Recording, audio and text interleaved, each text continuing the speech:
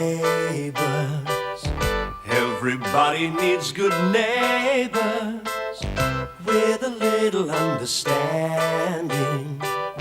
You can find the perfect blend. Neighbours should be there for one another. That's when good neighbours become good friends. Gran, I've always looked up to you. I've thought that you had more compassion than anyone that I've ever known. But right now you're being damned unreasonable. Laura's sick and you've turned her away from her own family. Now those two wrongs don't make a right, and I think you know that.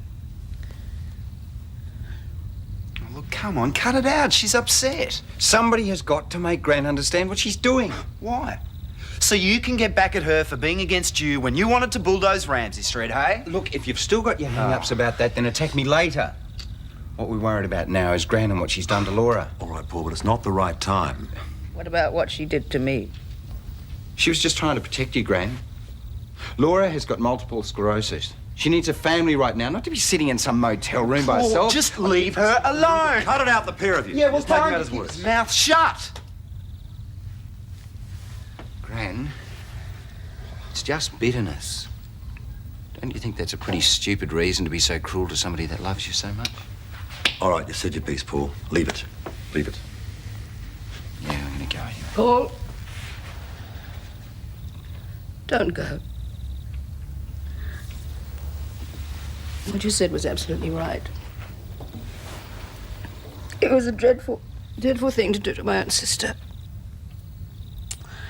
I don't know how to put it right. Talk to her. She'll understand. Gran, she just wants to be close to you again. That's what I want to. But I don't think I have enough control to do it tonight. I think I'd better see her first thing in the morning. Yes, of course I remember. Sure. Now, Scott managed to talk to David Turner before me and conned him into playing for the Robinson team. Is that bad? It's terrible. He's the captain of the first 11 at school. He's the best bat there is. Hey, you haven't seen me in action yet. Good, hey? Is my wife gorgeous? Yeah, I used to play grade cricket. You were looking at the man who can personally lead the Ramsays to victory. Ah, right, well, I'll put you down then. Fine. See you later. Ah, it was great. Old friend, we had so much to catch up on. Who is she? He, Philip Nolan. I've talked about him before. No. I must have.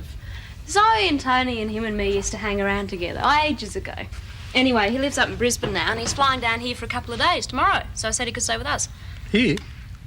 You don't mind, do you? It's only for a couple of nights. I'd love you to meet him. You'll like him. Everyone does. Can he play cricket? Well, he used to, so I suppose he still can. As a matter of fact, I think he used to be pretty good. Can I put him down on the list? Don't see why not. I'll ring him back and ask him. Oh, great. Well, it's all right, isn't it, if he stays? Yeah, no worries. How do you spell Philip? Oh, Doesn't matter. Oh, hi, Nikki. Hi, Daphne. Come in. Thanks. Hi, Mike. Hi. Yes, Hi. I've come to do a bit of spying on your team. Oh, well, I think we're shaping up pretty well. Listen, we've got Ray Murphy, Warren Murphy, me, Shane, Daphne, Jane, and Charlene. And our two secret weapons are Des and Philip Nolan. Who? Philip. Apparently it's quite hard to spell. It can have one L or two L's. Friend of Daphne's. All right. Well, I think it'll be fun. Well, yeah. I just wish I could find some way of talking Mum out of it. Well, she isn't really well enough.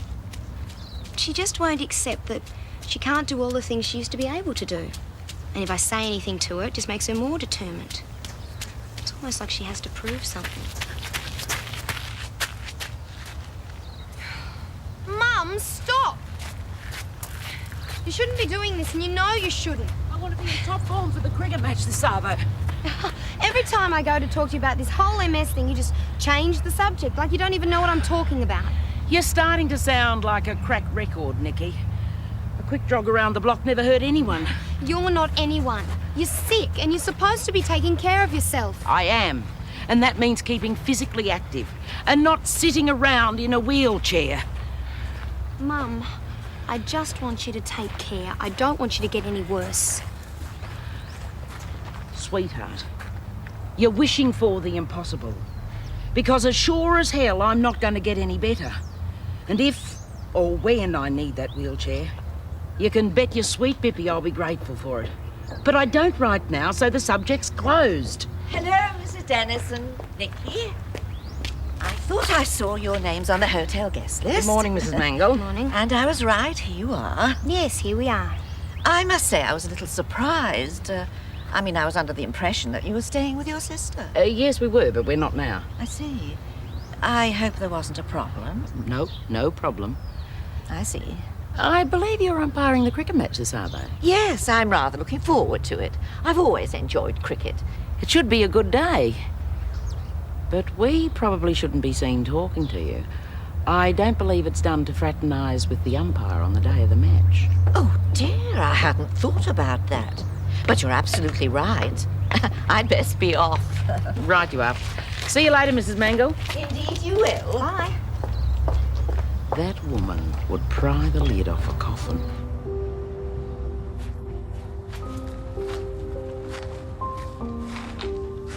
Laura, I'm so terribly sorry. So am I. Oh, I'm so glad you came. Nikki, could you make yourself scarce, love? Sure. I've got to get ready anyway.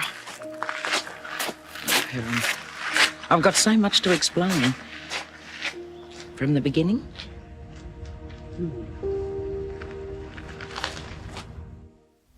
Bill always loved you, you know. And what happened with Grace was only a fling.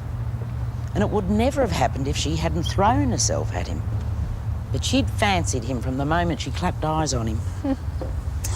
Never had an inkling. Well, it didn't last long. Bill felt just awful. And he told her that you were the only woman that he ever loved. When she realised he meant it, she couldn't take it and just cleared off. Hey, how about a breather?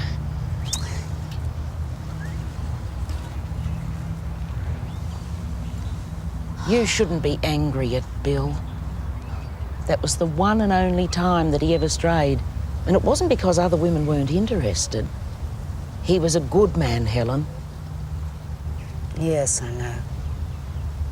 Why didn't you tell me before? Because you put him up on such a pedestal. And I didn't want to hurt you by showing you that even idols have feet of clay. Although maybe it's just as well it happened now. Why? Because Bill isn't the sort of bloke who would have wanted you to idolise him. I reckon if you'd ever remarried, he would have been as pleased as Punch. Yes, I think you might be right. But it didn't happen. The closest I ever came to it was with that Douglas Blake, and he turned out to be a con man. Oh, from the sublime to the ridiculous. Now, everything you've said's made sense. And in a way, I'm glad I found out about it. It's forced me to take stock of a few things in my life. How I've let myself stagnate emotionally. Oh, you're being a bit hard on yourself, aren't you? Well, I'm due for it. That's why I've accepted Rosemary's offer of a trip to America. I plan to shake off a few cobwebs. Good for you. Why don't you come too? I mean, Rosemary's paying for my fare. I'd be happy to pay for yours. Oh, Helen, I'd love to, but... Oh, well, Nikki's got her final exams and I'd like to be here for her. Well, I understand. But there's one thing I won't be too understandable about, and that is if you don't come back and stay with us.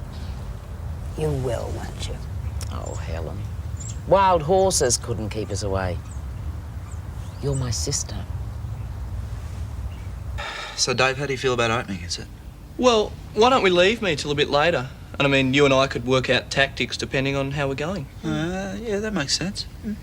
Well, Elaine, can I go first? Because it's boring waiting. Oh, are you any good? Of course I am. Wow. Yeah. Actually, Lucy, that's not such a bad idea. We could soften the Ramsays into thinking that, well, you're our best shot. Oh, Dave, they're not that dumb. I mean... Hey! Come on, get a move on. I need you to help me to work out the Robinsons' weaknesses. What's the point? Apart from Lucy, they haven't got any. And they've got David Turner. That's all right. They haven't got the sophisticated tactics that we've got. What tactics? Well, for starters, when I'm bowling to Scott, I want you to stand right in his full view and take off all your clothes. Oh, sure.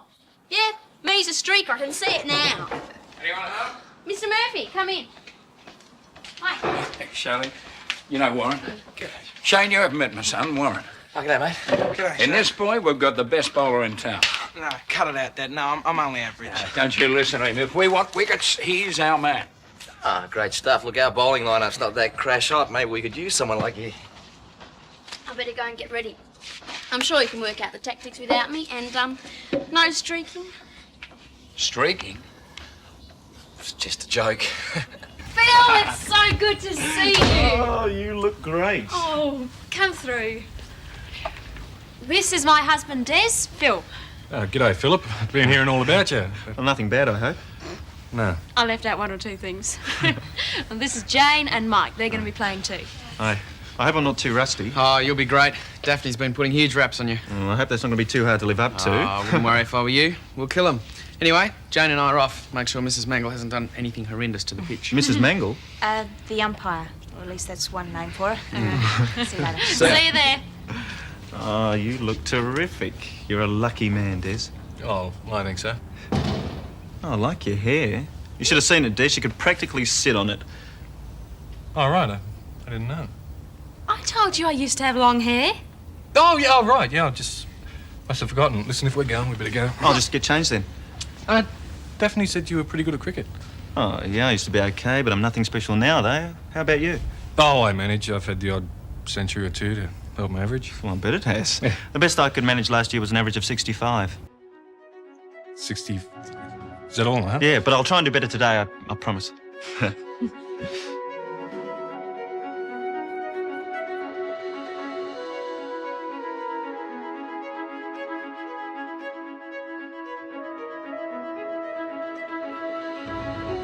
We should go on a trip with Auntie Helen, Mum. You'd have a great time. No, I wouldn't. I'd spend every minute wondering how you were getting on with your HSC. I'd be fine. Maybe you would, but I'm not sorry. But I'm not going, and that's final. I've been missing you know that? Me too. What with homework and the coffee shop? It just isn't time, is there? Well, there will be soon.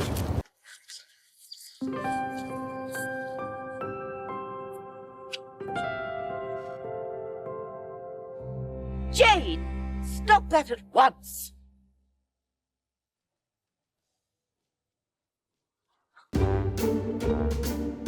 Wretched dog! Come on, remove that animal instantly. Lucy, go get Basil. Basil, no! Drop it! Basil!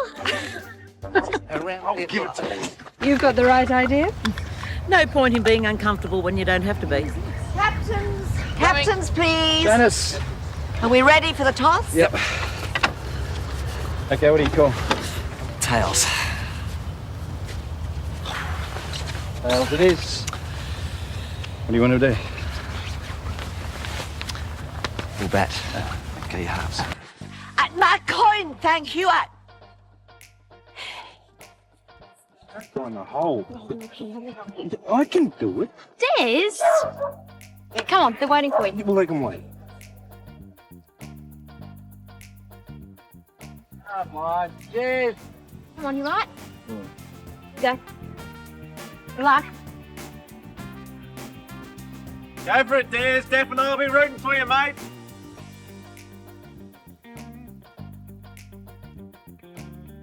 Middle and off, thanks.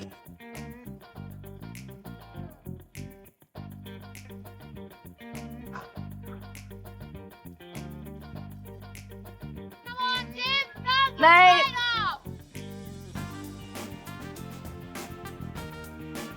Up, Eddie! Right, yes, come on! Come on, we've got him go!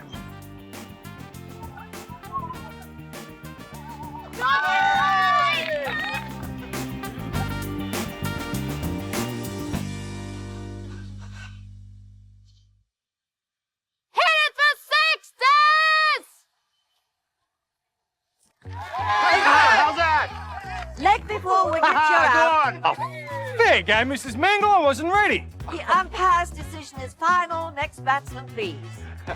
Good on you, Des. On you, Dad. Bad luck, mate. Too bad, Des. Give it on, Phil.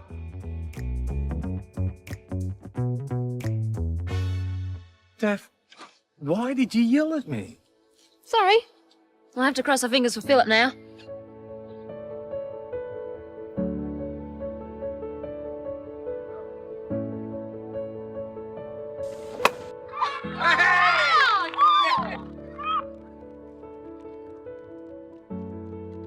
Des, isn't he wonderful? Wonderful.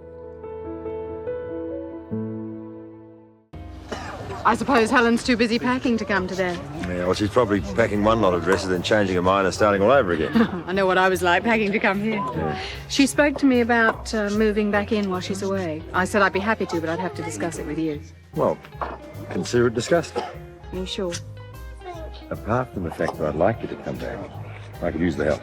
All right then, that's settled. Oh, I'll get it. I'll get it. Yeah, but out for 8's not real good, is it? Not to worry, mate. It's the luck of the day. I know you can do better, and that's the important thing. Yeah, well, at least you did better than her. She only got 3. Oh, smarty pants. It's your turn soon, you know.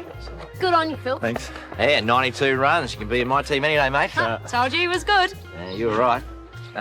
Listen, bad luck about the golden duck, mate. Oh, well, we can't all stars, eh? Hey. Yeah. I think you're a star. Come off it, Daph. I didn't even get a single. Not like Superman over there. If you're jealous, you've got no reason to be. Don't be ridiculous. Of course I'm not. All right, everyone, back on the field. Tea time's over. No time for stragglers. Okay, Robbers. She's missed her true vacation. Drill sergeant.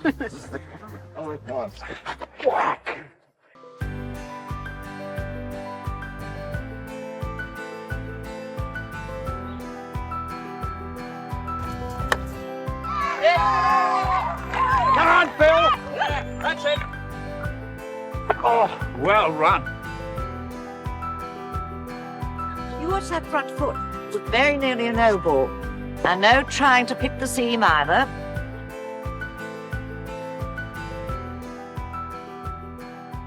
What's the score, Liz? The Ramsays were all out on 180, and we're still 30 runs behind. 31 to win, eh? Yes! That's it. I hope those two stay in a bit longer. I can't see myself being the saviour of the team. Well, hopefully you won't even have to bat at all.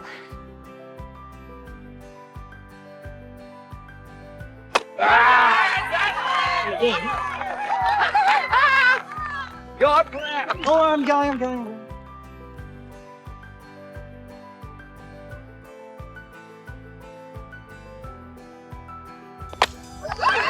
Yes! Oh, never mind, Nicky. Don't worry, Nicky. Take it easy. Come on. Good inning. Come on, Annie, Laura. Give him what for. I hope you're not counting on Bradman. Hey, look, you'll be fine. Just try and stay in there. Go for it, Laura. It's a batsman's wicket. Come on, Annie Laura, you can do it. Good night. Come on, Mrs. Dennison.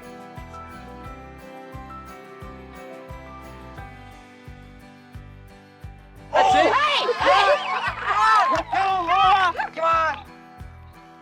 Okay, Laura. Yeah. Come on, Daphne! Basil, no!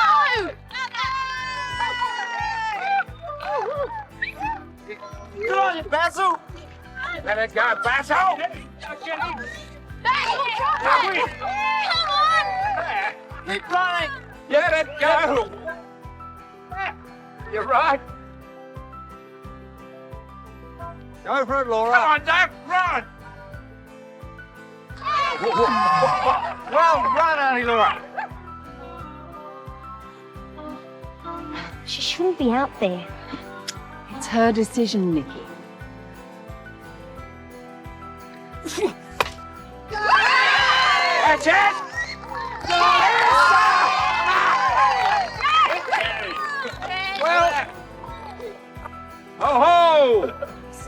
Oh, thank you, Mrs. Roberts, thank you. A little hush, everybody. Attention, please. Attention.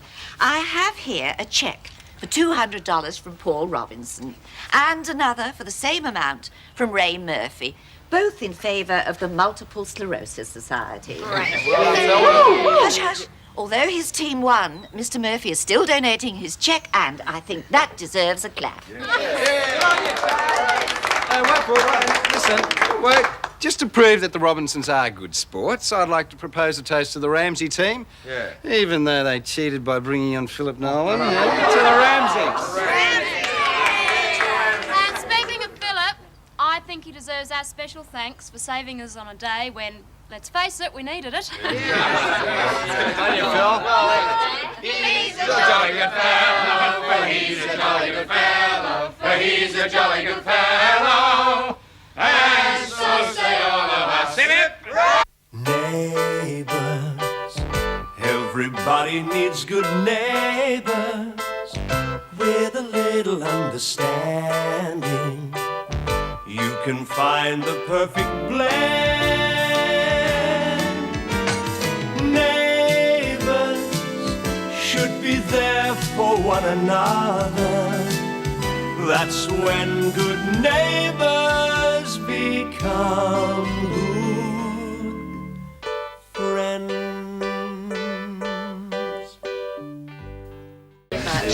Oh, thank you, Mrs. Roberts. Yeah, well, that was fun. A little hush, everybody. Attention, please. Attention.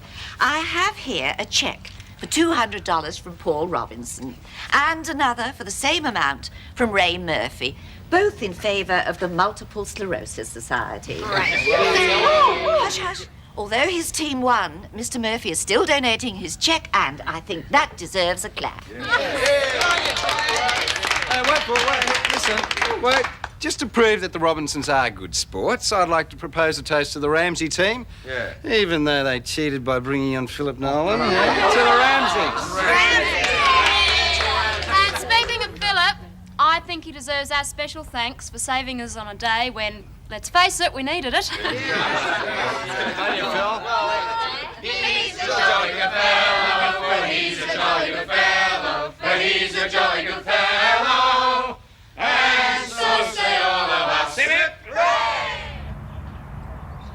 Oh, come on, Dad. Please, have a heart. You'd be better off having an early night. Look, this will be my last late one till the exams. We just want a night out before we get started, that's all. I mean, you know, everyone says that. Even the teachers do. Madge asked us to keep an eye on Charlene. I hardly think a night on the town was what she had in mind. I don't believe this. I mean, Shane's keeping an eye on her, you're keeping an eye on her, Ray Murphy's even keeping an eye on her, so why don't we even bother growing up? Yes? I don't want to shove my beak in. Go ahead. Well, all this business about letting off steam before cramming, it makes sense to me, that's all. I mean, you read stories about kids having nervous breakdowns because of the pressure, but then again, it's your decision, Jim. What time are you planning on being in 10:30, not a minute later? Thanks, Dad. Terrific, Auntie Laura. I'll get changed. Good old Auntie Laura. Young. A good young Auntie Laura. Well, you're only young once. Yes. I don't know whether Scott will survive it. I don't know whether I'll survive it.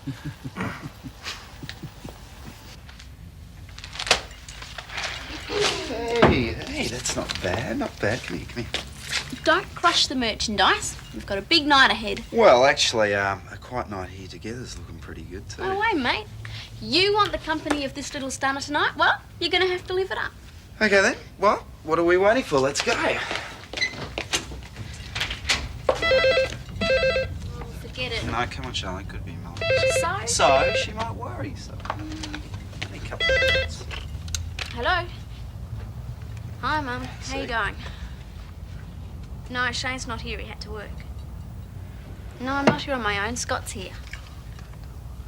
No, we're not up to any mischief. He's here because we're planning our study schedule. Yeah. Yes, I will. Honestly, Mum. Look, we're not even going to turn the stove on while you're away. We're going to eat cold. No, Mum, it was a joke.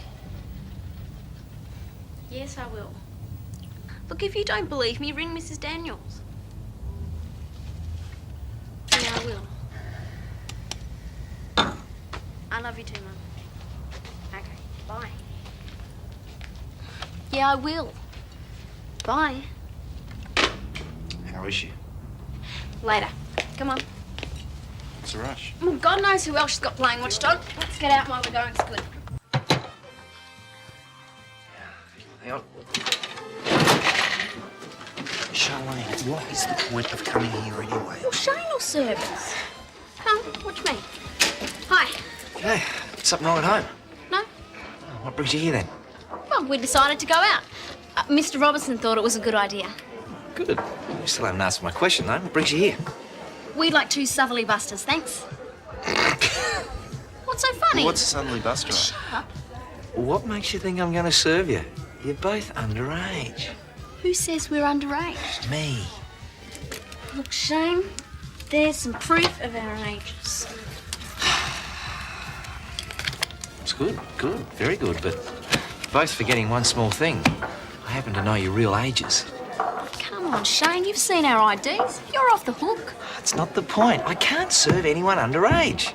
They make laws like that to protect children like you. Thanks for ruining my night. Oh, come on, Lenny. Look, there's an underage turn up the road. Go there, have a coffee or something. There's a really good band on too. You don't feel like coffee. Well, you certainly never know when you're quit, that's for sure. This isn't the only pub in town, you know. Out.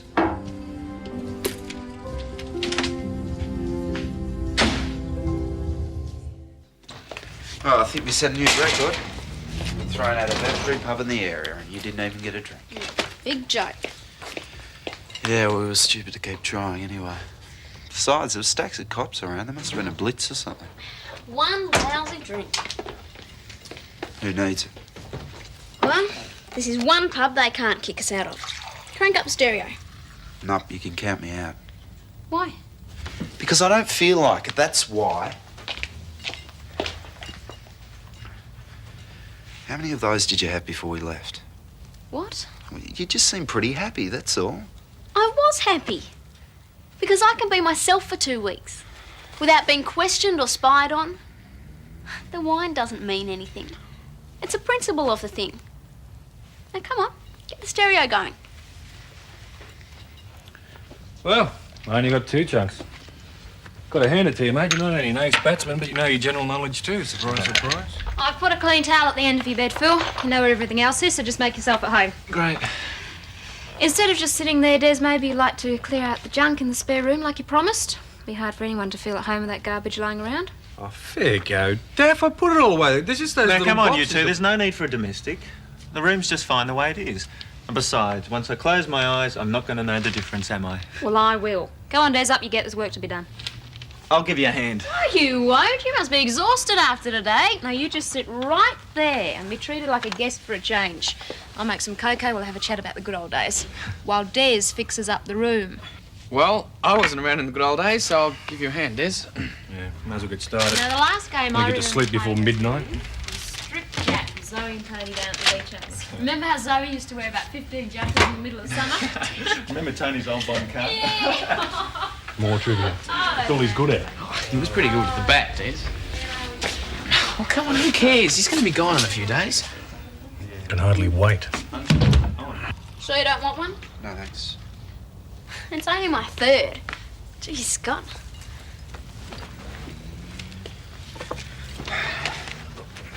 Come. Let's Scott. dance. Look. What's bugging you anyway? I just don't like seeing girls drunk, and you're in that type of a mood. You've never seen me Yeah, drunk. well, I've seen other girls drunk. They make fools of themselves. You hypocrite. You nearly wrote yourself off once because you were worried about an exam. Okay, that was different. How? It was just different. Right? Come on, let's dance. No. Yes. I just want to have a good time while Mum's away, that's all. Is it too much to ask? Oh, raging, are we? Eh? Oh, yeah. I'm just relaxing a bit. Better think, Scott. Mate, it wasn't my idea, it was Charlene's. Yeah, sure. It was. It's time you're off anyway. Yeah, I guess it is. Fine, Scott. There. Now look what you've gone and done. Have a couple of glasses of wine. Big deal. What's with you guys? I better get this mess cleaned up, I suppose. I'll do it in the morning. Come on, Shane, you know what Mum's like. What she doesn't know won't hurt her, right? You're as big a tyrant as she is. Us running the family, I guess. I'm an adult, you know. I could have been a singer by now. You know Diana Ross? Diana Ross and the Supremes? Well, she started out singing harmonies. Could have been just like her if I'd wanted to. Been just like Diana Ross.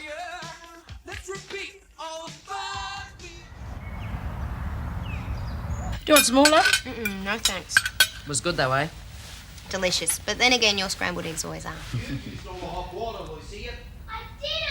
Here comes a reserve grade. Thanks. I had to have a cold shower. Boys are supposed to be tough. Yeah, well, you should have got out sooner, shouldn't you? She gets into the shower and uses all the hot water. You'll have to get up earlier, mate. Get in before her. Yeah. Well, what's for brekkie? Oh, scrambled eggs. I'll get it, Mum. Hey, where's Gran? Sleeping. She was flapping about half the night packing. Where's Dad? Oh, he was in the shower queuing after me, so I guess he'll be pretty quick and pretty cold. He seems to be getting along famously with Ruth. Do I hear wedding bells? Well, actually, I reckon it's off to the altar pretty soon. No worries. I like Ruth. Yeah, well, actually, Ruth's got a couple of kids about your age, Lucy, so you're going to have a few problems. They're going to get all the hot water and you're just going to have cold showers, aren't you? Oh, come off it, Scott. If I get married, will Ruth's kids live in England? It's a bit early to be thinking about that, love.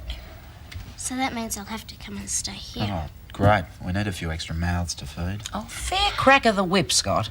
Anyway, your dad might buy a great big new house. How about that? I don't think so. Paul doesn't want to buy and Dad doesn't want to sell. Lucy, did you use all the hot water? I'm not very hungry. Oh, come on, Papa. Don't be silly. I think I might just go and pack my bag. See, Scott, you upset her.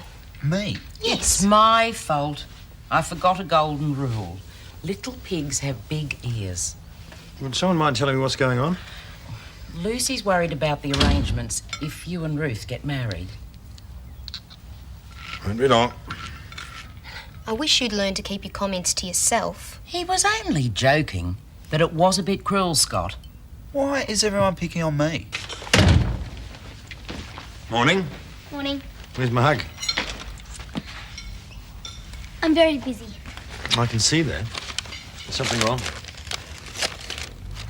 You know when you and Zoe were having a baby? Yeah, And you said that I'd always be your number one, always. even if Ruth's kids come? That's a pretty big if. Even then? Even then.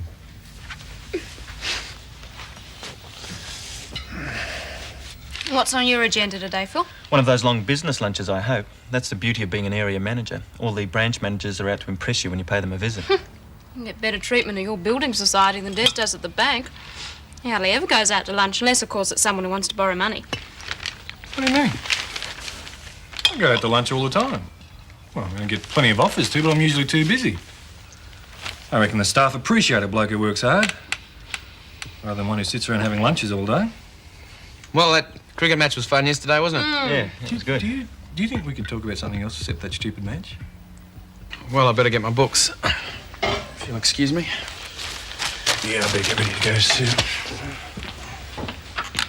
Look, Daph, perhaps it would be better if I didn't stay here again tonight. Des isn't exactly pleased to have me around, is he? Nonsense. If he thinks he's going to clean out the spare room just for you to spend one night here, he can think again. And besides, I love having you here. And Des has encouraged me to keep in touch with my friends. You ready to go? I am. Another fun-filled day at the library. I'll see you all later. See ya. Yeah, I might have another cup of coffee, actually. Des, aren't you going to be late? Not really. Somebody else can open up today. They've got to know what to do in case I'm sick or something. Well, it's time I hit the road myself. I tell you what, how about I take us all out for dinner tonight? It's the least I can do. Oh, thanks anyway, Phil, but I've already got dinner organised. Your favourite, schnitzel. Yeah, mate. I mean, you're already going out to lunch. You don't want to have too much of that rich food. Yeah, well, that sounds good. Perhaps I can buy us dinner some other time. I'll see you tonight then. Have a good day. Yeah, bye. Second thoughts, I'd better be off too. Should be there in case something goes wrong. Keep an eye on them. See you, Daph. Yeah. Bye.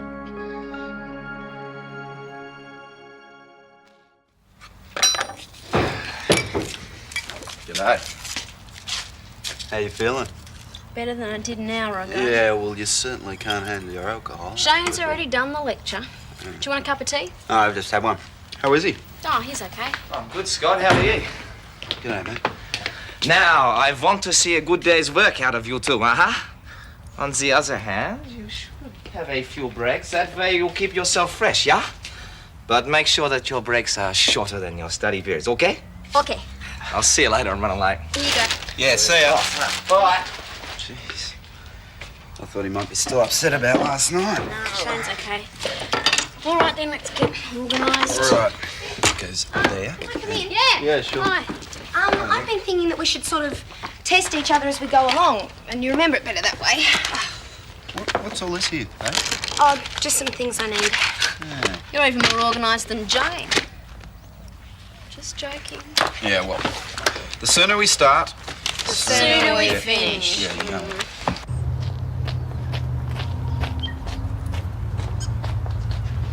Hello, Mrs. Daniels. Hello. Your new job is obviously keeping you very busy. Oh, yes, yes. Still better busy than bored. Idle hands make work for the devil, as they say. I'm surprised to see you, Mrs. Daniels. I happen to hear that you are going to travel abroad to the United States, no less. Yes, well, whoever happened to tell you was quite correct. I'm on my way to see Paul. He's running Home James while I'm away. You're not concerned about leaving the family, then? You don't feel it's an awkward time? I mean, I am aware that the Robinson household has had its fair share of trouble lately. Oh, no more than usual. Actually, family is the reason I'm going. I intend to spend as much time as I can with my daughter Rosemary while I'm there. And besides, Ruth's moving in to keep her eye on things. Really? Do you think that's wise with Mr. Robinson there? People are prone to talk, you know. I can't help it if some people have nothing better to do than gossip about other people's lives. Excuse me. It really is a worry, though. All these parents leaving their families whilst they go gallivanting off. Well, I must say it didn't seem to worry your daughter very much when she went overseas and left young Jane with you. Look, I really must be going. Paul will be wondering where I am.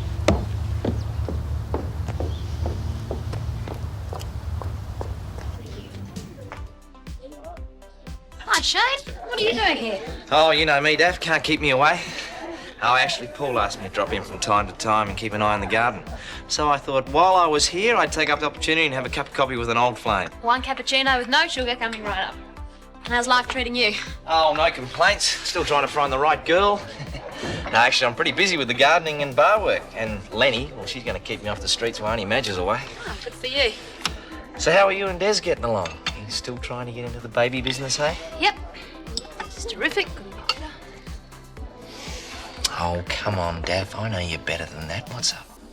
He's being a bit of a pain at the moment. I think he's jealous of Philip.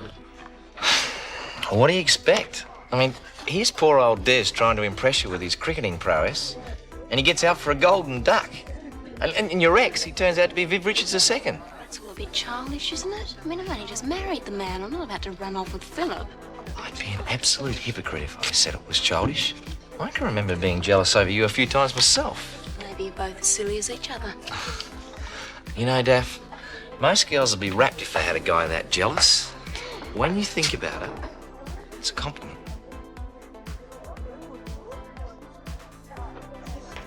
Okay, now for some biology questions. This is like being back at school. Yeah, well, at least we're getting through the work.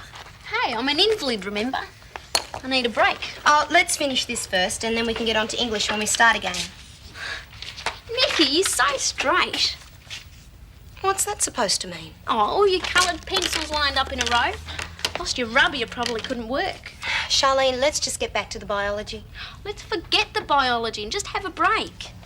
There's not much time until the exams. We need to get this work done. We'll get it done. We just don't want to be bookworms. Right, Scott? Sure. I thought you two might have grown up while I was away. I can see I was wrong. Look, Nikki, we just want a break. Then we'll get back to work, all right? Look, just forget it. You guys are wasting. Hang on, Nikki. We just wanted to have a break. Can't you take a joke? Look, Sherwin, if we're going to get through the work, we're going to have to keep at it. Look, we will. Maybe. Spend all my life with Mum on my back. Now she's out of town for once and I get a chance to enjoy myself. All everyone wants to do is study. I'll have to give you my famous recipe for pumpkin scones. You'll be beating the customers off with a stick once they get the taste of them. It's a deal, but I don't think you're going to have much time to think about pumpkin scones when you go to the States with Helen. Well, there's no worries about that. I'm not going. Laura, I don't understand you. Why don't you reconsider? Well, there's nothing to consider. Nikki's got her HSC coming up and I plan to see her through it. Oh, she's got tons of friends to see her through that. I mean, half of Ramsay Street's sitting for her HSC. She'd be much better off staying here while you go on your holiday. And come to think of it, you'd both be better off.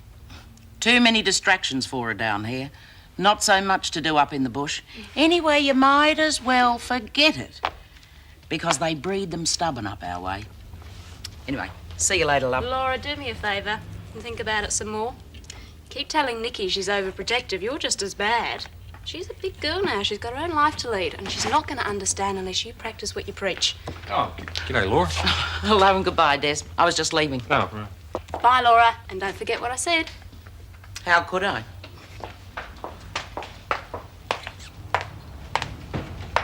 Now, Des, how about making up for that horrible little goodbye kiss you gave me this morning? Not now, Daph. Look, I took a few minutes off work to talk to you about Phil.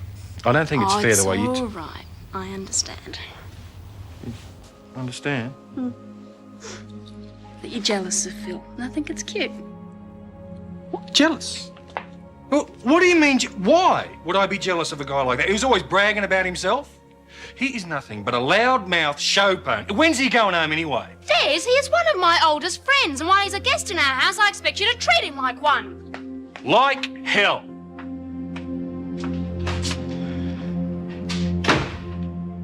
Neighbours, everybody needs good neighbours with a little understanding.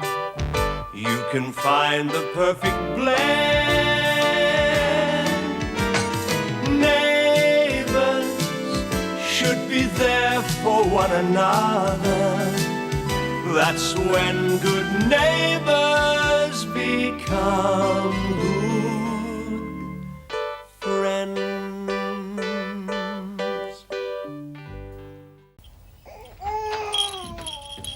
Clive! What are you doing here? Going out of my mind. Yeah, but Sam's not well and Paul gave me the day off to look after him. Oh, what's wrong? Is he missing you? No, he's got colic. Oh, there we go. Come here, come Oh, on. thank heavens you're back. I couldn't have taken much more. How was the funeral? It was all right. But it won't get rave reviews. I mean, the acting was wooden and the plot was a bit particular. Can't you be serious about anything? See, he is happy I'm back, hey? He'd be happy with a bath and change. I'll do it. Will you? Yeah. I missed the little blighter and his nappies. Well, if you see to Sam, I'll see to lunch. Deal. Hello. Oh, I've forgotten how complicated it all is with passports, visas, and travellers' checks. It's only a trip to America, for heaven's sake. Well, just relax and have a cup of tea. Daphne? Won't be long. Okay. Another coffee? Oh, no, thanks. I've got to move. Got to get some properties valued. Oh, the property's in Ramsay Street. Don't worry. I said that I would give Madge and Clive first option to buy, and I meant it. Catch you later. Bye-bye. See you, Paul.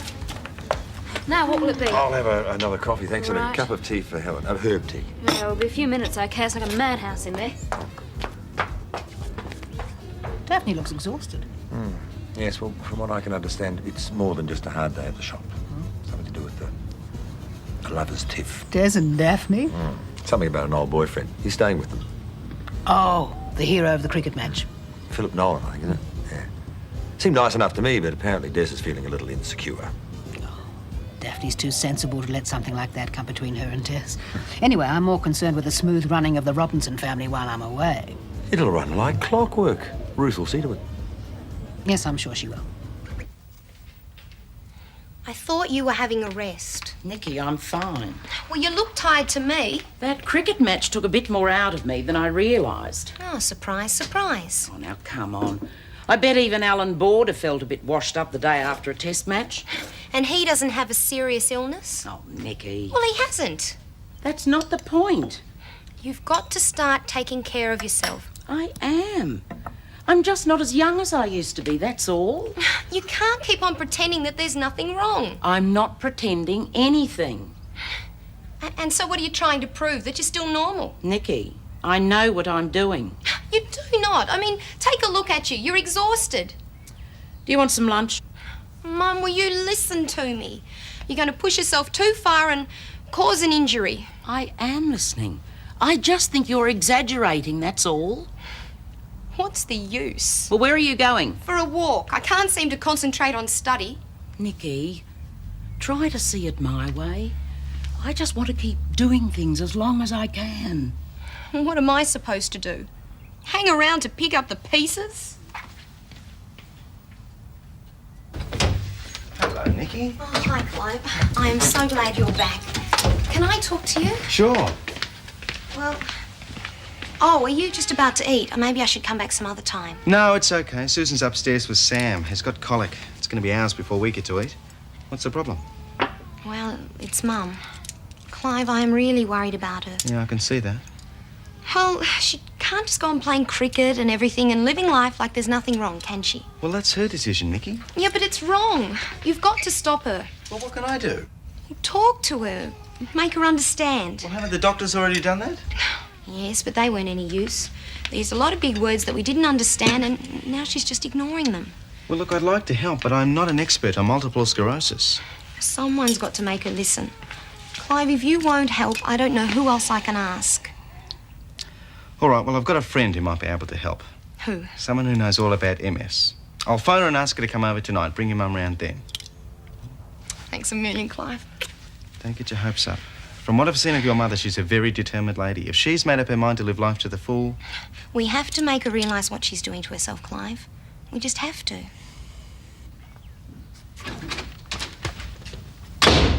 Hi, you're late.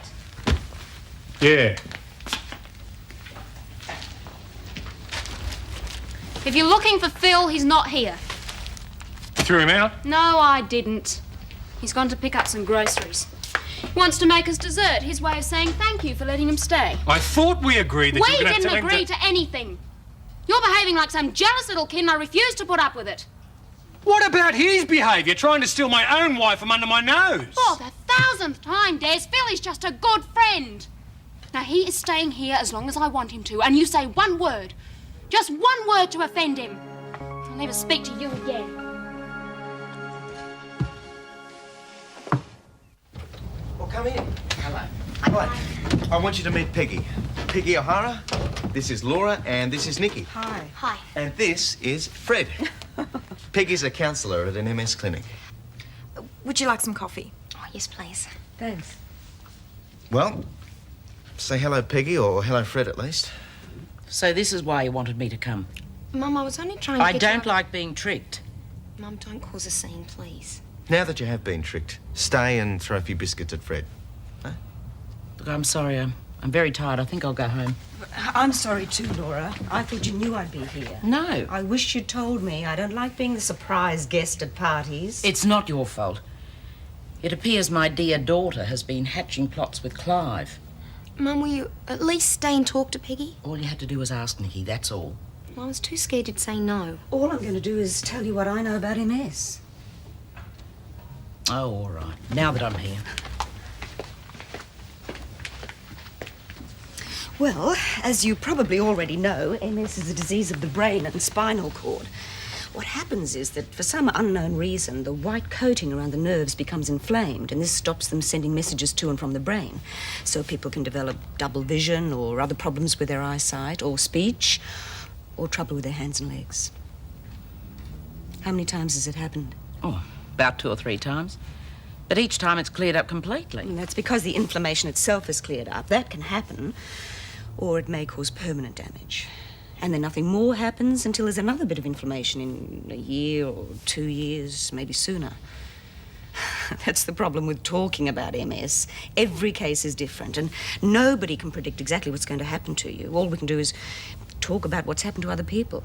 But of the people who do contract MS, 15 to 20% are seriously affected and may end up in a wheelchair. But 80 to 85% can lead pretty normal lives, with or without the use of walking sticks or special aids. But I thought that... What? Well, I thought that Mum had to end up in a wheelchair. And I thought...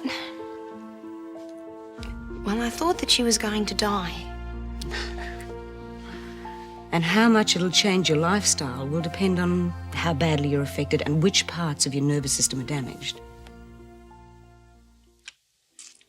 I feel that was sensational, wasn't it, Des? Yeah, it was great. Mum's recipe, remember, Daph? Steamed pudding was always her specialty.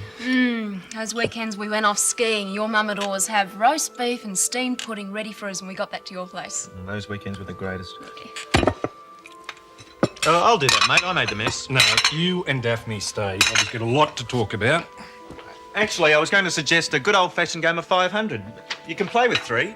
No, it's better with 2. I'll be right, thanks, Phil. Well, I'll give you a hand. No! Des, you're being very rude to our guest.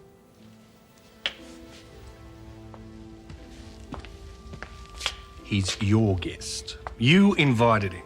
Can't you see you're embarrassing, Philip? Don't be so insensitive. I'm insensitive. What about you?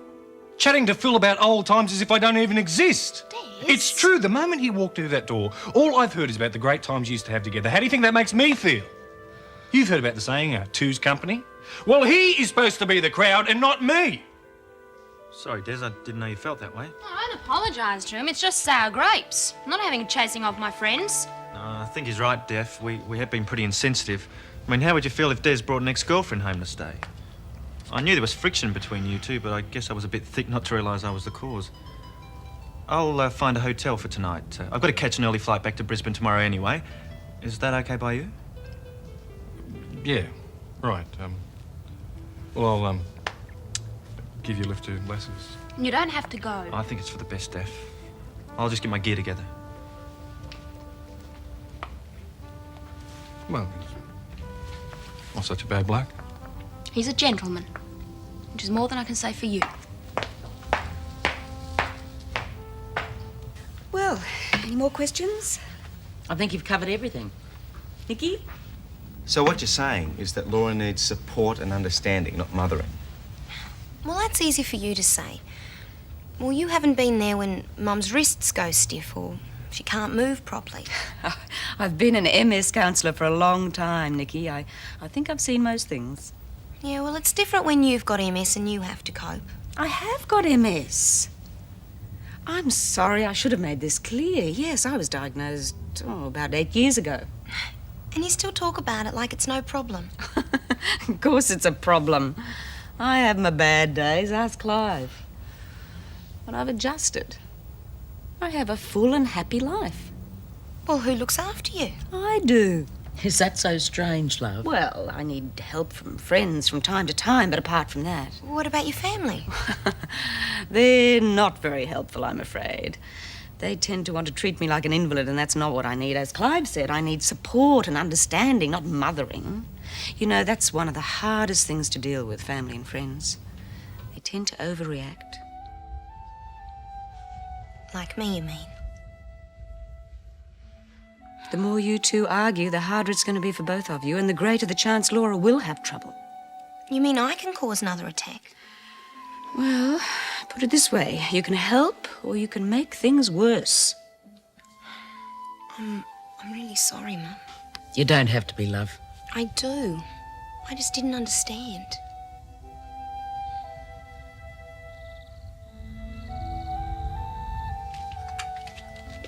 She sounds like a marvellous woman. Oh, she is. Nikki and I could hardly believe it when she said she had MS herself. And you really think she got through to Nikki? Mm-hmm. 5 minutes with Peggy did more than all those months of pleading to try and be able to live life the way I want to. It's getting late, Mum. You should be in bed.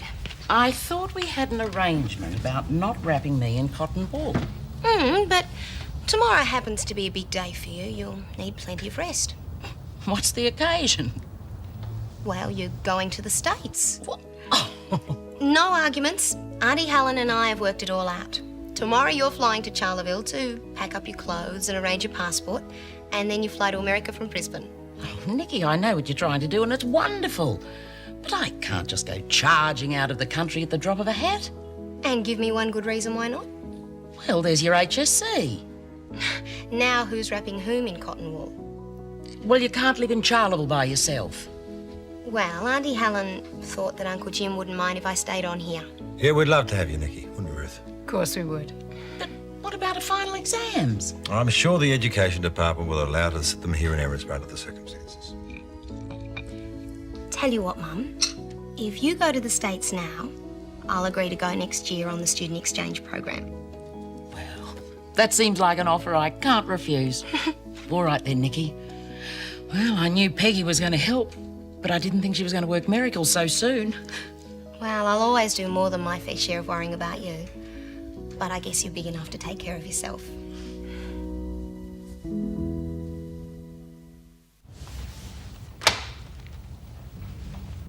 Hello. How's my favourite couple? Did you get on all right without me? Huh? What are you on? Oh, I just dropped in to see if you got any news. If by that you mean am I having a baby, no.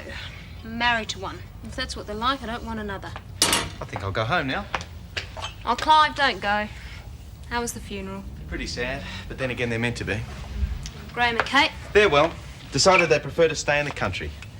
But here I am amongst my friends, seeing them tear one another apart. Makes me feel sort of warm inside.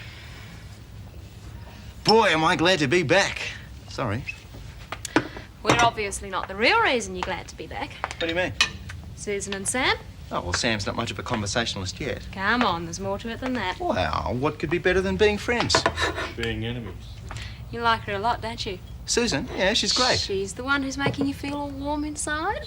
You're in love. Me? Yes, you. Well, okay, maybe just a little, but nothing serious. Clive. Okay, it might be serious, but what have I got to offer? What's any man got? Well, at least Des has got the job in the house, some sort of security. I've got nothing. My father made that clear enough. What's he got to do with it? Well, he sees me as a dropout. I've got an Uncle Ted who's due to visit from America. He's one of the top neurosurgeons over there. Dad came up with this crazy suggestion that I should try and impress Ted so that he wouldn't know what a no-hoper I am. You couldn't do that. No way. Get involved in some crazy scheme. You couldn't possibly. No, you're right. I couldn't, and I'm not. I'm not. Are you sure about this, Nikki? You've still got time to change your mind. Mum, I'm not going to change my mind. Oh, I hate farewells.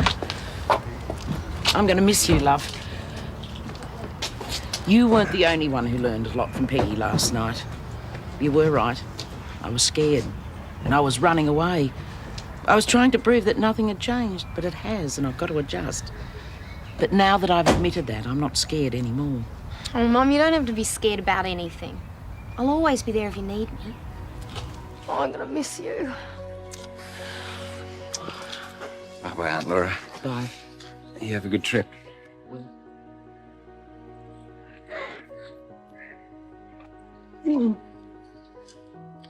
Take care of yourself now, all right? I will. You too. I've got to go and see Clarke. See you when you come back. Good luck. Oh, you're going to need it more than I do, keeping this lot in check. Miss the plane. I'll be good, Gran. Promise. Oh, darling, I'll be back in a few weeks. Here we go. Thank you, Laura.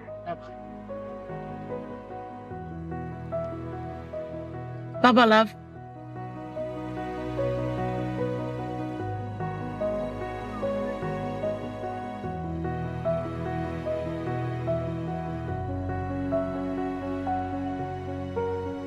Come on, let's go inside. Good morning. Do you want to lift away? Oh, sorry, I can't. Got to change my dress.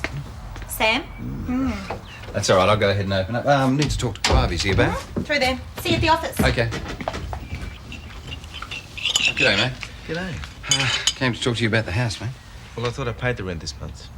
Yeah, it's not the rent. My company wants to sell. Soon? Well, I thought as tenant you should have first option on the place at least. Me? How would I raise the deposit, let alone the rest of it? Ball's in your court, mate. I still don't understand that after we have a fight, I happen to be the one who sleeps in the spare room. Because you were impossible. Yeah, I know I was. I apologised to Philip last night before he left. I even asked him to stay, but he wouldn't. Why didn't you tell me that last night? I might not have made you sleep in the spare room. But you were acting like a great big baby. Yeah, I know I was. I was just so jealous because I love you so much. You forgive me? Oh, it was just as much my fault. No, it wasn't. It was. Can we forget about it and be friends? Just friends? Oh, sorry to butt in. Glad to see you two have signed a truce. Clive, can't it wait? Des, I need a straight answer. If I get the deposit together, take over Graham's surgery and go back to practicing medicine, will your bank give me the money to buy my house? Well, I can't tell you that off the top of my head. Straight through the mouth. Go on, Des. But I was having my breakfast. Didn't look like breakfast to me. Before that. What's the point of having a dear close friend who's also a bank manager if you can't arrange things over the toast? Huh? Well, it's not up to me. I mean, you'll have to prove that you're serious and that you can supply a steady income. Does that mean yes? Yes, if. And I mean if. You can prove it. You are about to see a new Clive Gibbons. The world is about to see a new Clive Gibbons. Even I am about to see a new Clive Gibbons. This isn't part of the crazy scheme of your father's, is it? Could tie in very nicely. Keep everyone happy. And I follow you. Don't worry. You two carry on. Hey, hang on. What are you... Do what he says, Des. Oh.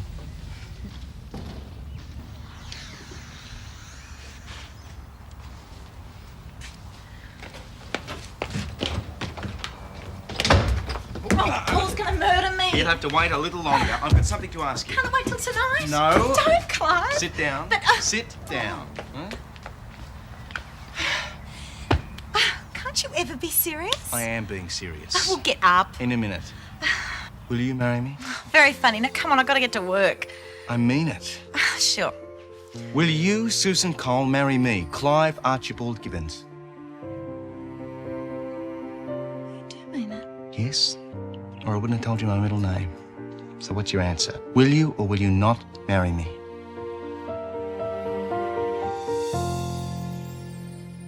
Neighbours, everybody needs good neighbours with a little understanding.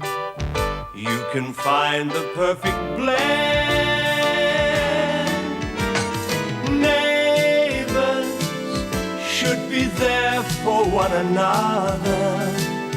That's when good neighbours become good friends. You do mean it? Yes? Or I wouldn't have told you my middle name. So what's your answer? Will you or will you not marry me? Clive, it's a bit sudden. Hey, I'm an impulsive guy. What do you want? Diamond rings, harps, violins? Don't, Clive. I'm not ready for that kind of commitment. Marriage is serious. Did I say it wasn't? Of course it's serious. It's life and death, maybe literally. Oh, didn't I explain? Oh, my gosh, you thought I meant it. I am. Sorry, boy, am I stupid. It's my Uncle Ted. Your Uncle Ted. My father's brother. He and Dad have been rivals for as long as anyone can remember. So? So, Uncle Ted's been living in America for the last 30 years and doing very well for himself. He and Dad wrote regularly, keeping each other informed of their kids' glowing achievements. They're very competitive, I take it. Competitive? Dad's 5th birthday party, Uncle Ted not only blows out half the candles, he eats half Dad's birthday cake. Amazing. It's incredible. He hates sponge cake. Here, Clive, the point. Oh, yeah. Well, Dad couldn't actually bring himself to tell Ted that one of his sons had laid down the stethoscope and was bumming around. So he told him I was a highly successful GP with a gorgeous wife and a beautiful bouncing baby boy. Uncle Ted's coming to visit. Exactly. It's crazy.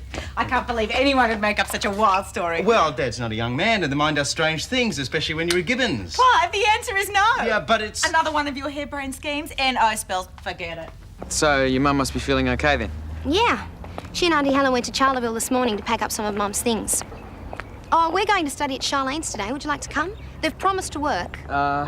Look, I bet not because I'm having a few problems with my maths and Jane offered to help. Well, you'll know where to find us if you want some company. It's one of the things I learned in Charleville, how important friends are. Yeah, well, it's just that Jane and I haven't had much of a chance to see each other lately. We might come over later. Mike, I'm really happy that in spite of everything that's happened, that we're still friends. I'll see you later. Yeah, bye. Hi. Nikki wanted us to go and study at Charlene's today. I see. Well, we can go over there if you like. No, I want to stay with you. She's just a bit excited that she's staying here to do her HSC, that's all. Is that what it is? Yeah. Look, Dad, how can you put a price on something like this? I know it seems a lot, but we're talking about saving face here. It's Uncle Ted. Yeah? Okay. Hang on. Relax. Okay, it's a deal. All right, bye-bye. You're after his red light? Yeah. Yeah, it's in here. No, it isn't. You sure you don't mind taking him to Mrs. Kirkwood's? I would, but I'm late already. No problem. I'd enjoy it. That was Dad. We've come to an arrangement about Uncle Ted. Oh, well, I hope he's going to put an end to this foolishness. Well, not quite. You see, if I can make Ted believe that I'm a serious-minded GP, good old Dad's promised to lend us the money for the house. Isn't that great? Clive, there's Just no as way the we'll house convince to him. call our own. No more worries about being turfed onto the streets or having access roads built through the living room. No more rents going through the roof. Somewhere Sam can grow up strong and tall. Our own little piece of Australia, a sanctuary. Well, I suppose it would be nice not to have to worry about moving every 6 months. Well, of course, Ted will expect to see a wife and child. Maybe I can convince him they've got malaria or something. It's going to be hard. He's a pretty smart man. All right. You win, but only for a day. I suppose it might work for that long. Fantastic. You're a doll. The time. Paul's going to murder me. Right. Don't worry about the rattle. It's probably at Mrs. Kirkwood's. You won't regret this, Susan. I promise you. Yeah. No, you might even get to enjoy the idea. Might love it. Yeah? Yeah. Susan? Yes. Shoes. Shoes. Yeah. Bye. Bye-bye. Well, little mate, how does it feel to be the son of a respectable GP? Pity it's only for one day.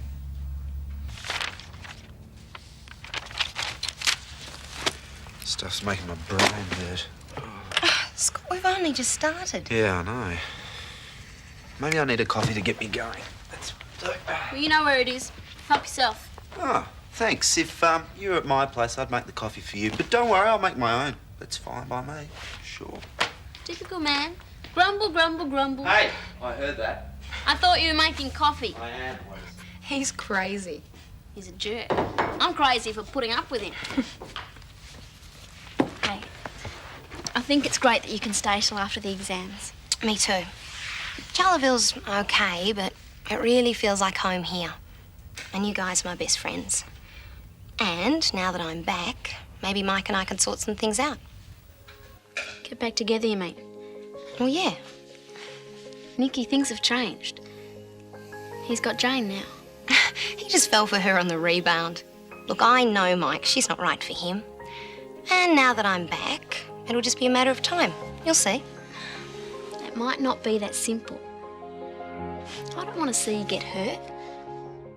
You're friends with Mike now. How about you just leave it at that, eh? I can't help it. I'm in love with him. And we thank you for your prompt attention to this matter, and we'll get back to you with a reply as soon as possible. Yours faithfully, etc., etc., etc. Oh, Clive. Well, if it isn't Paul Robinson Crusoe and his girl Thursday. How about you and I talk turkey? Tycoon to tycoon. Clive, I have not yet met a tycoon who dresses up as chooks and gorillas. Nonsense. The fabulously rich are always eccentric. You? Fabulously rich. I have here one cheque made out to the Daniels Corporation representing the holding deposit on number 22 Ramsay Street. But first, I think we should reevaluate our initial discussions on the sale price. The property market's crumbling. Interest rates have risen dramatically. In the last hour and a half? There's the problem with the plumbing. Now, I am a reasonable man. Clive, but I've already had 2 better offers on the house. And I'll take it. Yep. I've got to say I'm impressed. Well, the rest of the deposit will be on your desk within the week. 2 at the outside, but I've got some bad news for you. You'll have to find another barman. I'm going back to medicine. Oh, it's no worries. Probably a good idea if you're getting housing, right? You are about to see a new man. Conservative and respectable. Those are the words they'll be using to describe Dr. Clive Gibbons. Well, for a day at least. At least. There's your receipt. Mind you, there'll be more paperwork once the rest of the deposit comes through. Who would have thought of it? Clive Gibbons, Esquire. He gets a bit carried away. Go on. Before I go, I was wondering if the Home James limo was heavily booked for tomorrow. Why? You want to make a booking? Well, maybe. How much would it cost to have it parked in my garage for the day? Why do you want to do that? Oh, no, hang on a second. I can sense a Gibbons disaster hatching here. No, nothing irresponsible. That was the old me. This is just to impress Uncle Ted.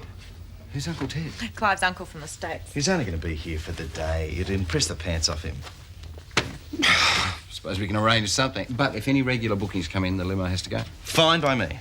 Oh, look, if I happen to bring Ted in here tomorrow, what's the chances of you dropping a few remarks about what a responsible, successful sort of guy I am? If I can keep a straight face, I'll do my best. Thanks. This is going to be a piece of cake.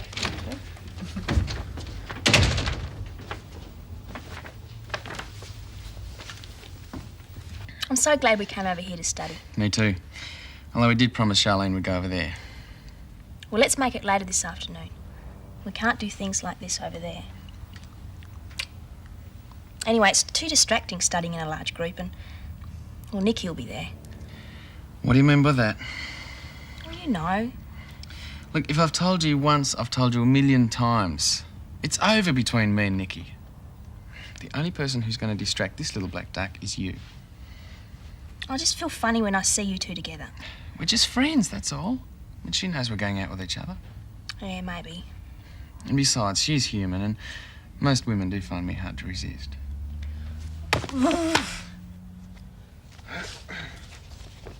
Hey, have any of you guys seen my maths book? No. You can use mine. Oh, thanks anyway, but mine's got my notes in the back. Must have left it at home. I'll be back in a minute. I heard what Nikki said about Mike before. She doesn't give up, does she? Unless we do something, she's going to get hurt. Like what? She needs someone to take her mind off Mike. We've just got to set her up with someone. Well, maybe we should leave it up to her to sort out herself. Oh, come on, we're her best friends. What about Warren Murphy? Oh, him? What's wrong with him? Well, everything. He's a jerk. I don't know. He's just not Nikki's style at all. Haven't you heard? Opposites attract, you know. They'd be good for each other. She'd quieten him down and he'd brighten her up. Well, it sounds a bit sus to me.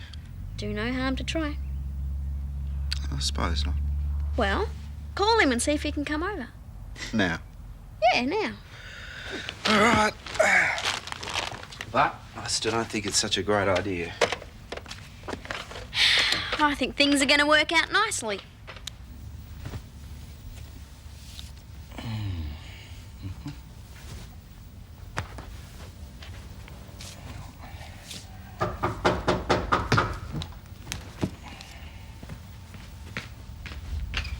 Oh, g'day, come in. Clive, we're wondering if you could help us with the problem. Sure, if I can. Can you explain the difference between a meiotic cell and a blastomere? Ah, now this takes me back. Right. A meiotic cell contains half the number of chromosomes as a normal cell. For example, reproductive cells are meiotic.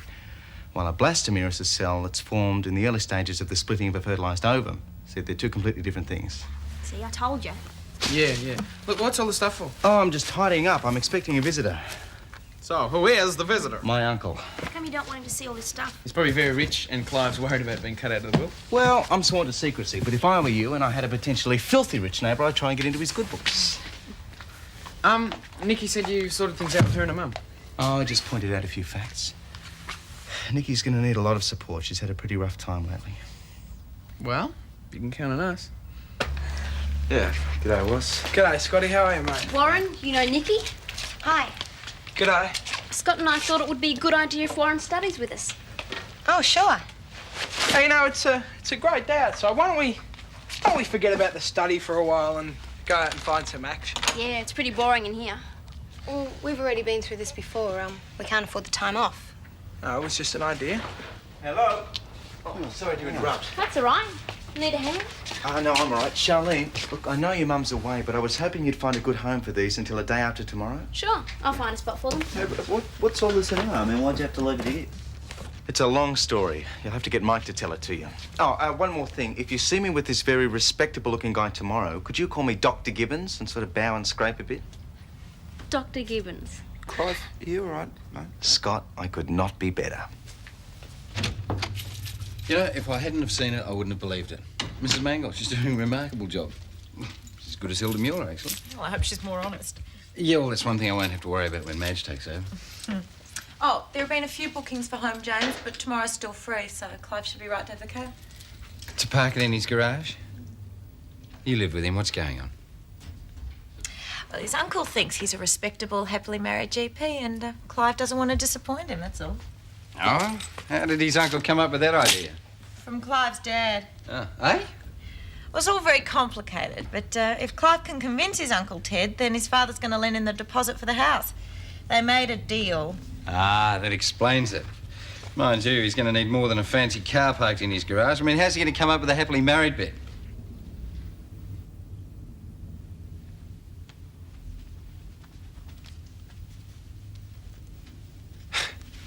Don't tell me he's got you involved in this too. Seems harmless enough. Oh, I see. You're going to try and con Clive's uncle into believing that you're his wife.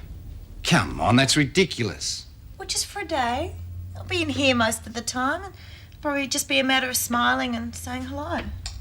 Well, you can forget it right now. Look, I don't care what Clive does with his life, but I'm not having you make a fool of yourself. Hold on a minute. What I do in my own time is none of your business.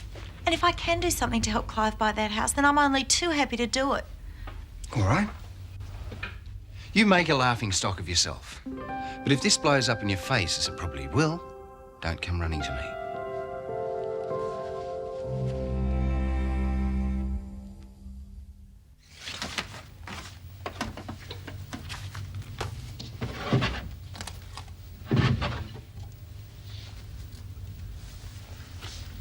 Good night. Oh, Susan, Yep, I'm sorry about going off at you earlier. It was a bit out of line. it's okay.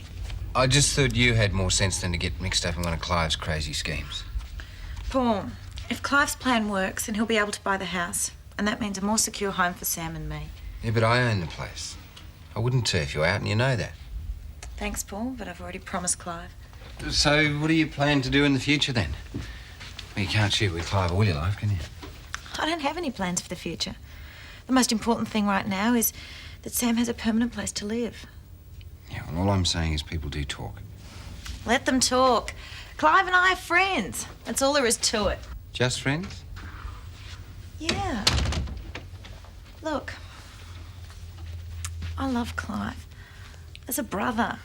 He knows that. All right, look, why don't you let me take you out to the movies to make up for being such a grouch? Oh, I'd love to, Paul. But I can't. I've got to spend some time with Sam. I hardly saw him all weekend. Besides, Clive and I have to nut out a strategy for Uncle Ted. Thanks anyway.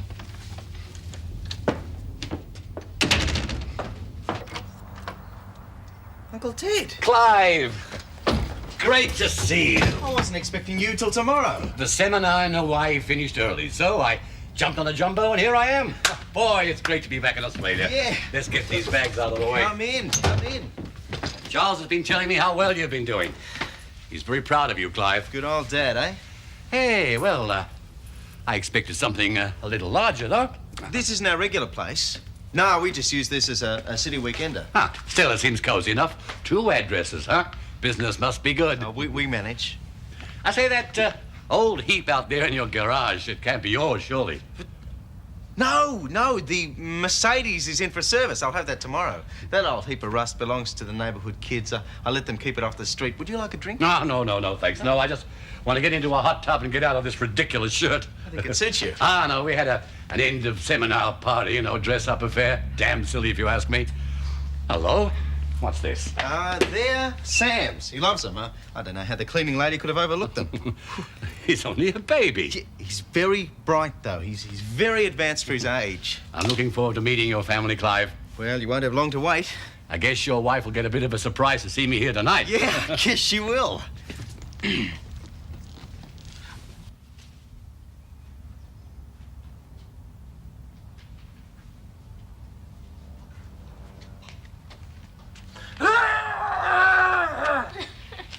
That's really funny, Warren.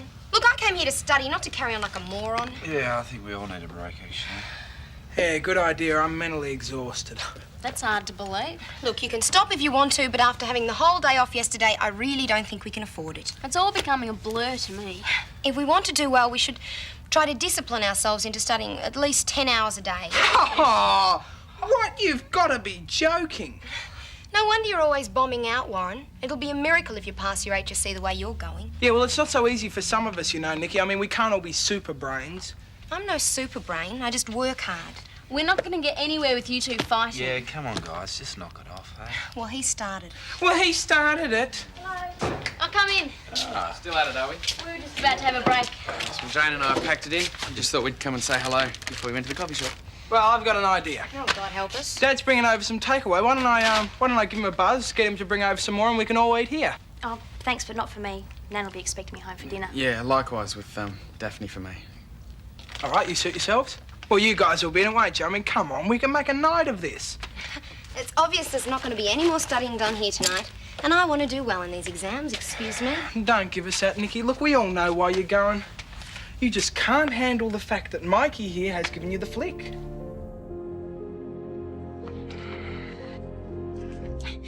You don't know what you're talking about. You're a creep, Warren. Good on you, Was. What'd you have to go and do that for? Well, it's true. You should learn when to shut up. Look, I might just go and talk to her. No, you'll be late for the coffee shop. She'll be all right. Yeah, well, I suppose she wants to be alone. Oh. Darling. I've got some wonderful news for you. Uncle Ted's here. Ted Gibbons, I'd like to introduce my wife, Susan. And I'm delighted to meet you, my dear. I can see Charles wasn't exaggerating when he called you a beautiful young woman. I hope my early arrival doesn't put you to too much inconvenience. Oh, no, not at all. And this must be young Sam, eh? A handsome little man, aren't you? Yes, you are. I can see he's definitely a Gibbons. He looks exactly like his father, doesn't he? Hey, here you are. Oh, he's a bit young for those. He's at the stage where he puts everything straight into his mouth. See, told you he loves them, eats every mouthful of them. Well, excuse me. I'm taking tomorrow morning off so we can spend some time together. And now, you mustn't go to any trouble on my account. No trouble at all. I mean, what time do you have to get away? How do you mean? Dad said that unfortunately you could only stay for one day. Hell no, I changed all that. I figured if you fly halfway round the world, the least you can do is spend a couple of weeks with your relatives. A couple of weeks? Here? Sure, one big happy family. Neighbours, everybody needs good neighbours with a little understanding. You can find the perfect blend. Neighbours should be there for one another. That's when good neighbours become good friends. Clive, did you hear that? Isn't that marvellous? It's the last thing I expected you to say, Ted. 2 weeks. Well, I'm sorry it can't be any longer, but I remember your granddad used to say to your father and me that one should really try and get to know people. And I'd really like to try and get to know you both before I have to go away again. Well, I suppose a fleeting visit could give you a different impression of us. Oh, it could, but I can already see that you're happy and in love. Your uncle is very astute, Clive. Just like you. Well, he's a Gibbons. It's like Sam. Look at those hands. Surgeon's hands. He'll be carrying on in the family tradition. Well, I'd better carry him off to bed. Excuse me. Darling, why don't you put the kettle on? Sure. Great little mother. You've got a girl in a million there, Clive. Yeah, well, I won't argue with that. Tell me, how did you meet her? Your father seemed a bit vague when I asked him. It was one of those romantic things, you know, some enchanted evening, you see a stranger across a crowded room and all that sort of stuff. Love at first sight. More for me than for Susan. Well, you soon changed all that. Tell me, Clive, is your father all right? Dad? Yes? Why? Well, when I asked him the baby's name, he seemed a bit confused. He said Sam was called Charles after him. Yes, it is Charles. Samuel Charles. Of course. Typical of your father, putting himself first. Oh, and there was one other thing. Seems to be settling. Darling, come and sit down. Ted wants to know all about us. Oh, there's so much I could tell him. Well, there's so much I know already. Did Clive ever tell you he fell in love with you at first sight? Oh, no. Sweetness, he didn't. Out of curiosity, Susan, how did you feel about Clive the first time you saw him? The first time? I was just telling Ted we saw each other across that crowded room. Remember? Oh, was it really that crowded? I can't remember anyone else being there. Only you. With that red hair of yours, you stood out like a boil. And who said romance was dead? Well, anyway, that's my lot for the night. Yeah?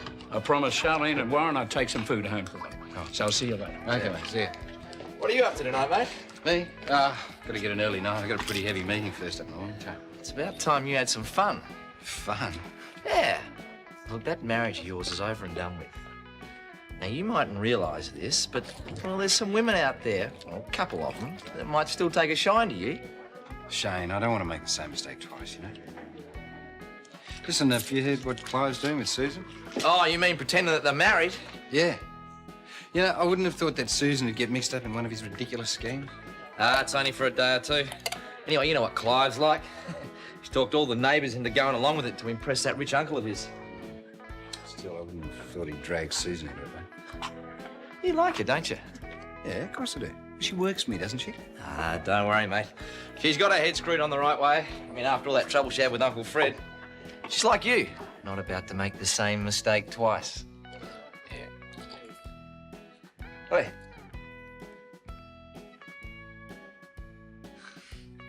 I am such a lucky man, Ted. I really don't know what I would do if I didn't have Susan. One thing about living with Clive, there's never a dull moment. Darling. Clive, your uncle. Oh, don't mind me. It does my heart good to see a happily married couple. So, am I going to be meeting up with your folks while I'm here, Susan? Oh, that's not possible. They're in Coffs Harbour. But you'd like them, Ted. They're farming people. Farming? Excellent. Coffs Harbour, eh? Oh, who knows? I might be able to pop in on them sometime. That would be nice. Sugar. Yeah, I'll get it. Hi, Mum. It's me. Look, I won't be home tonight, okay? I wish he was going. No, I'm not. I'm over at some of the guys' house doing some study. And Dad's coming over with some takeaways, so, I'll probably be staying with him tonight, okay? Yeah, Mum, could you tell him that and not me, please? Yeah, okay. Well, I love you too. All right. Bye, Mum. Hope your father hurries up with the food. I'm starving. I think Ray's great looking after us while Mum's away. He reminds me of Dad. I bet you think he's fantastic, eh? Sorry, who? Your dad. Yeah, he's all right, I suppose. Mum doesn't think so. Well, mums never do when they split up. What was it like when they divorced? Rotten. Yeah, well, it's a pity it had to happen in the middle of your HSC year, huh? Yeah. Well, look, who wants a drink? Yeah, thanks. Charlene. What? You don't want a drink. You asking me or telling me? I'm sick of asking you. Just don't. You want one, Scotty? No, thanks. Neither does Charlene. If I want a drink, I'll have one. Oh, fair enough. I don't have to sit here and watch you. No, hold on, Mr. Double Standards. This isn't the first time you've carried on. What is it with you? Yeah, well, maybe I do have double standards. But I just don't like you drinking so much. Oh, lay off her, Scotty. She hasn't even started Yeah, yet. what happens when she does start? I've seen what you're like when you're drunk. Just what is he like when he He's drinks? a jerk. I don't want my girl to be like that. Your girl will do what she likes, Scott Robinson. You know something, Scotty? I reckon you're the jerk around here, mate. You and that stuck-up Nikki. I'm glad she shot through. Charlene, I'm asking you nicely. I don't want you to drink. Tough. Right. See you later. Can you believe that guy? Just forget him. Just forget him. There they are. My two famous sons. It's a pity you and Graham didn't decide to specialize. That's where the future lies, and the money. Well, you've started me thinking about it, Ted. You're still young enough to do something about it. Oh, and speaking of photos, come on, Susan. Sorry? The wedding photos. I'm dying to see them. The wedding photos?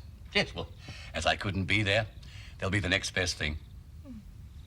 I was really hoping you wouldn't ask about the wedding photos, Ted. But now that you have, I think we should explain that... No, I don't think No, I think we should explain. You see, Ted, there are no wedding photos because the photographer didn't turn up. Susan was heartbroken, weren't you, Susan? Yeah, absolutely. Heartbroken. I even suggested that we dress up all over again and have them taken, but it's hardly the same, is it? Oh, no wedding photos. That's a tragedy. Well, we thought so at first, but after that perfect honeymoon, we both realised that all that mattered was that we had each other in the flesh. I'll get dinner.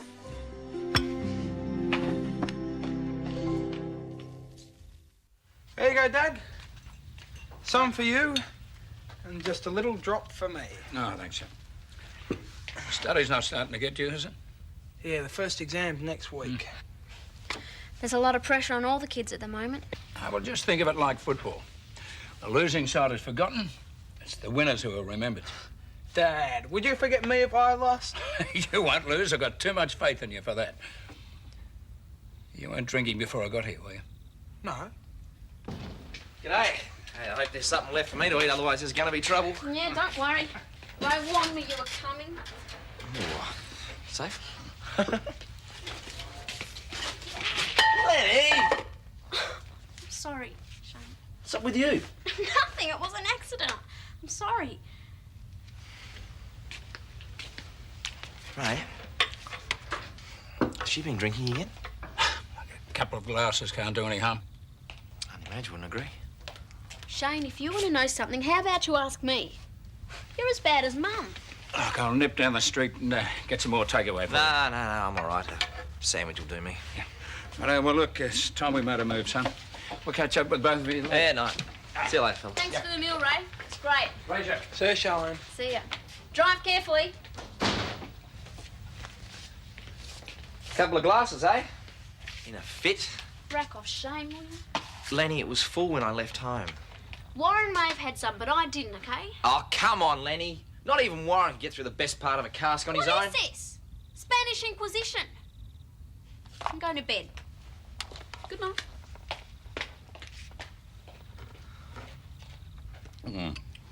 Superb, Susan. Thank you. Clive, you certainly picked a winner. The more I see of you both, the more I envy you. Oh, come on, Ted. Look what you've done with your life. You're a famous specialist. I'm not talking about material things now, but happiness. Something you both have and obviously take for granted. But believe you me, you can be easily lost. Look at my track record. 2 marriages. What have I got to show for them? 2 ex-wives who were bleeding me dry. The irony of it is that they were the ones who were unfaithful, and I'm the one who has to cough up. Clive, will you go prepare Ted's room? I'll make some coffee. Sure. I hope you like where we've put you. It's not the Ritz. No, just leave that, Clive. Excuse me, Susan. I've just thought of something.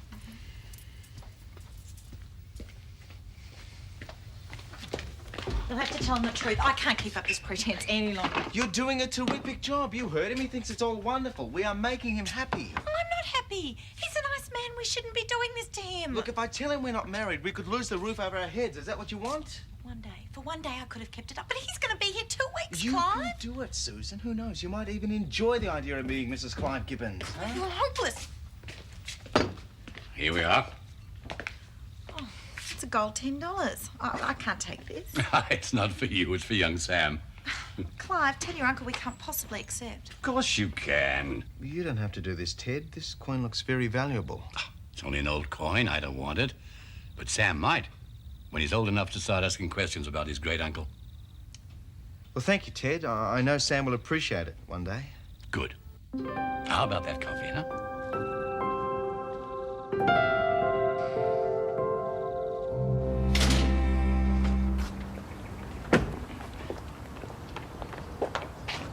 Oh, morning, son. How'd you sleep? Okay, fine. What about some breakfast? Nah, Dad, I'm going over to Charlene's to do some studying. I'll grab something over there. Have you phoned your mother? Well, what for? To tell her where you'll be this morning. Dad, I phoned her last night to let her know that I'd be staying here. Isn't that enough? How was she? Snitchy, I suppose. Yeah, every time I stay with you, she gets worse. Whatever she says, I do care about you and Jody. And I want you to feel free to come and stay with me anytime you like. Hey, Dad, are you gonna marry, Charlene's mum or what? Would you mind if I did? Madge is a nice woman, but she's been let down pretty badly by that husband of hers. And we'll just see what happens. Right, well, I'll see you later then. Don't you want a lift? Nah, I feel like the walk. Here. Shout Charlene and Scott some lunch, eh? Hey, thanks, Dad. Well, I better make a move. We've got a heap to get through today. Warren, I know you're under a lot of pressure with these exams, but too much drinking isn't going to help, son. Right, well, I'll tell the kids at school. Hello? Anyone home? Oh, g'day. How are you? No, I'm okay, mate. Where's Charlene? Oh, still trying to drag yourself out of bed the last time I looked. Yeah. Sure you're all right? No headache or hangover or anything? Hey, for your information, mate, I didn't touch a drink at all yesterday. Oh, good boy. Let's keep it that way, eh? Come here, I want to show you something. What? No more wine casks. And for the time being, that's the way it's going to stay. There's none to come into the fridge or into the house. Mate, it suits me.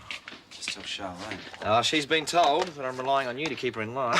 Oh, why don't you ask me to do something simpler, like I'll climb Mount Everest or something, hey? Scott, I'm relying on you, mate. Yeah. I'll tell her you're here. Thanks. Haddy!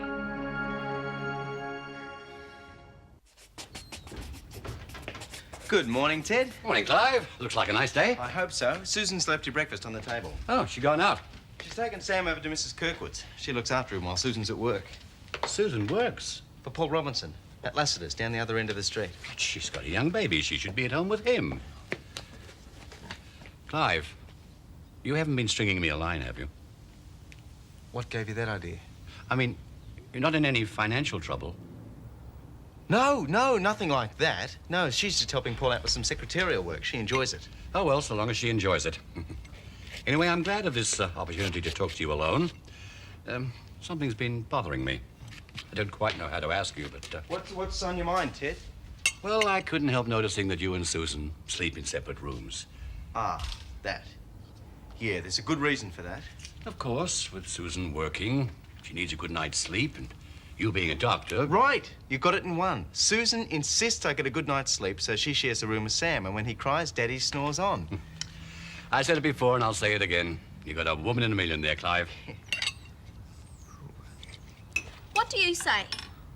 Will you study English with Warren and I, or with Warren and me?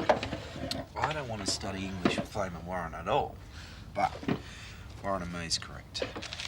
So how come most Australians would say Warren and I? How am I supposed to know?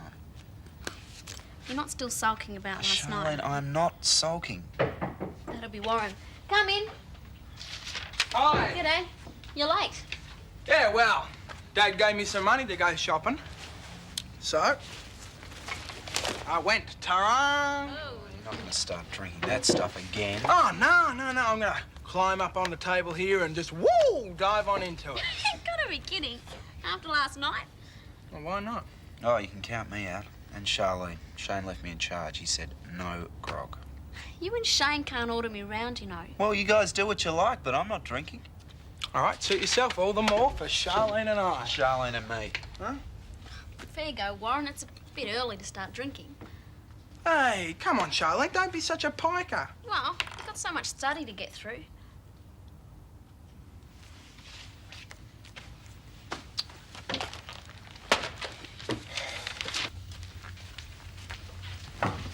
I heard Clive's uncle arrived a little sooner than expected. How did you know? Mrs. Mangle told me. How'd the big contract go? It was hardly a con trick. I was just helping Clive out of an embarrassing situation. Yeah, you want to think yourself lucky you didn't get yourself into an embarrassing situation. Anyway, did you get away okay? Oh, actually, that was something we didn't count on. He's decided to stay with us for a couple of weeks. A couple of weeks? Well, you can't expect to keep the act up all that time. I hope you told Clive his uncle has to know the truth. It isn't as easy as all that. Of course it's easy. Clive just tells his uncle straight. Uncle Ted, Susan and I aren't married. We never have been. And Clive will miss out on his only chance to buy that house.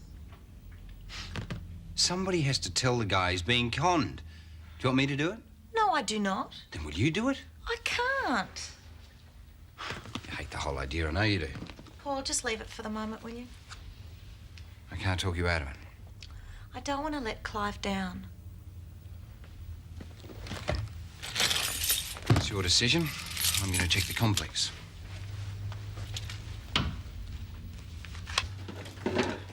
Ah, my first customers for the day. How are you today, Dr. Gibbons? Shane, I'd like you to meet my Uncle Ted. Ted, Shane Ramsay. Pleased to meet you. I'm pleased to meet you, Shane. I was just showing Ted around Lassiter's. Oh, are you sure that the surgery can do without you for a few hours? The phone's ringing. Oh, excuse me. Hello? Yeah, he is. Oh, Paul, I'd like you to meet my Uncle Ted Gibbons. Oh, so you're the great Uncle Ted. Oh, yeah. Susan's told me so much about you. Oh, you must be Paul Robinson. Yeah. Dr. Gibbons, you're wanted back at the surgery. It sounds very important. Thanks. Would you like to come with me, Ted? No, thanks. No, I like the look of this place. I'll hang around here for a while. See you back at home. Yeah, but... No, you run along. Okay. That boy is so brilliant. He's done very well for himself. Yeah, hasn't he? Is everything all right here, mate? No worries. Okay, good. Abrupt sort of fellow, isn't he? Ah, well, you know, these big business tycoon types. Where's his office? I think I'll call in on Susan. Oh, just over there. Thanks. Nice meeting you, Shane. Yeah, nice meeting you too, Ted. That Clive Gibbons certainly likes taking risks. Do you know what he's just done? What? He has invited dear old Uncle Teddy over to Lassiter's to meet everyone. Oh, dear. What's he trying to do? Sabotage his own stupid scheme. Uncle Ted. Hello, Susan. How's it going? Oh, fine. You've met Paul? Very briefly. So this is where you work, huh? Yeah. Young man, you can consider yourself lucky to have a girl like Susan helping you out. With Clive doing so well, she doesn't have to work, you know. Oh, who told you that? Clive? Paul, please. Young man, I get the distinct impression there's something about Clive that really bothers you. You know, somebody should tell you about that nephew of yours. And I think I should be the one to do it.